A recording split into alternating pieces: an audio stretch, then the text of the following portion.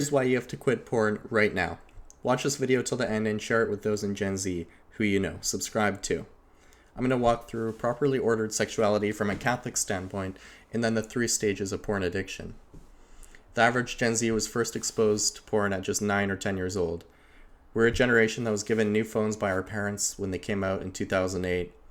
They were either oblivious or naive, but they let us free onto the internet without any idea of what was being pushed on us. Many were defeated before their lives even started. Porn destroys young men, their relationships with women, and with God. It distorts your perception of reality, changes who you are, and physically destroys your brain. It's more addictive than opioids and cocaine. It infiltrates more than just your senses. It possesses your imagination and your memory also. Porn simulates the fulfillment of emotional comfort and of psychological desires, unlike any chemical drug. Let's start on the chart, walking through the 3 stages of porn addiction. First, in black, we have the course of a man's life, the upper limit of joy, the lower limit of sorrow. The pleasure of natural, well-ordered sex approaches the top limit. Some people could get bored of this, and if they don't follow Catholic ethics, they may try to push this limit slightly by engaging in sinful acts. But for Catholics, there's a natural limit to bodily pleasure.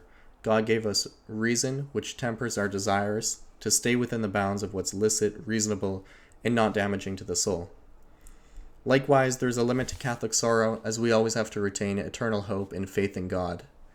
As a Catholic, the joy I seek to perpetually grow isn't sexual, but it's the love of God, which is infinite, and it's a supernatural pursuit, surpassing the bounds of earthly joy. A couple of quick quotes. Current studies estimate that the prevalence of pornography use is relatively high, especially in men, around 60 to 98%. The 98% number comes from one study that asked people between ages of 16 and 25 if they've looked at porn in the last 6 months. And of course, at Fatima, Mary said that more souls will go to hell because of the sins of the flesh than for any other reason.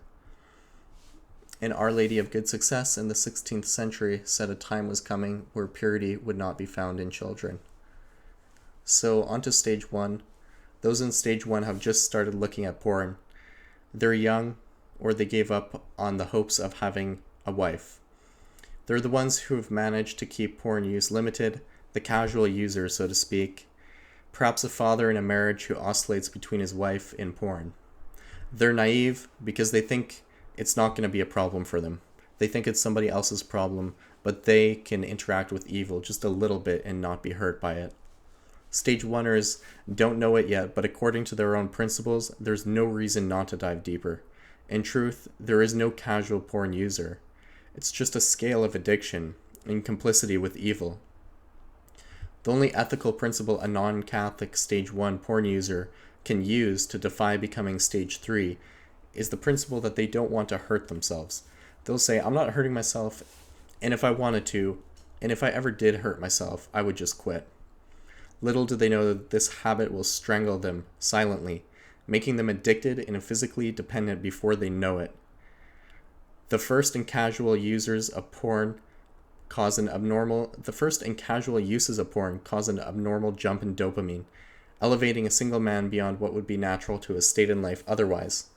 He also fulfills his psychological desires as he tailors his porn use precisely to his preferences. The oxytocin released by finishing creates an unnatural calm in his day, and may even lead to a better than usual sleep. The only thing holding these people from stage 2 is the grace of God, but for most people in stage 1, after enough time has passed, God will retract grace and you'll enter into stage 2. Stage 2 is where things start to become distorted. In stage 2, the man becomes accustomed to the highs of porn. The dopamine hit becomes a necessary and needed accessory throughout the day.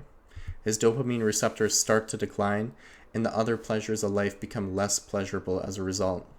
The effects of oxytocin release become less and less impactful. Now, when he's faced with ordinary sorrows and stresses, he immediately goes to his new crutch addiction. He will start to see it as a daily need, and the frequency will increase well over 3 times a week, and some people it could already be at multiple times a day. The Trend Twins, for example, the most successful new Gen Z YouTubers, said that they can't sleep without this habit. The declines from peak enjoyment may lead some to supplement with more and more distorted forms of porn, fetishes, cams, paying for OnlyFans. These all get started in stage 2. At this stage, the addiction starts manifesting outwardly. Relationships with women will be dominated by sexual fantasy. He may see prostitutes to try to live out what he's seen online. He may start to suffer the effects of sexual dysfunction, physically and psychologically, as the relationship becomes a parallel object for fantasy. Watching other men have sex with your desired woman is what cuckolding is. The psychological effects are a lack of sociability, low confidence, and irritability. Testosterone lowers not because masturbation permanently affects testosterone, which is what the experts always quote to insist porn is healthy, but doing it so frequently causes constant dips in testosterone. The frequent dips in testosterone with the weaker and weaker oxytocin releases accelerates anxiety and a lack of mental well-being. At this stage, the joys of life start to be undercut by a degraded psychological state. One's relationship with God suffers greatly, and the sorrows of life are amplified. These distortions lead to stage 3. Stage 3 is hell, complete addiction and mental illness. Natural sexual fulfillment with a loving spouse and creating a family are imaginings for a different person. This person's at the logical conclusion of using the sexual organ for pleasure alone through the help of porn. The dopamine receptors in the brain are completely fried. A heroin addict's brain looks healthier. The pleasure of orgasm becomes so normalized that it's required multiple times a day just to not be miserable. If he were ever with a woman, he would face porn-induced sexual dysfunction. Because the brain is significantly physically impacted, he no longer can receive joy from ordinary things, not even ordinary women or sex. All sorrows are met with this crutch in severe forms of porn and masturbation, which may take hours of his time. The depression gap occurs when the man can no longer enjoy simple things like going for a walk, conversing with family, or food, because his brain is so degraded. This can lead to depression and suicide. Unfortunately, I know a couple cases of these. At this stage, the only pleasing fetishes left are the most depraved. He may spend hours a day engulfed in these. He'll find himself to be despicable, and he'll hate himself. Perhaps even worse is if he didn't find anything wrong with himself at all, in which case he's malevolent, and given enough time, his malice will slip out into other areas of his life. In ancient Greece, he would be called effeminate. In the Middle Ages, a beast or animal. In the Victorian era, he would be called a pervert, but modern society calls him healthy and a normal male.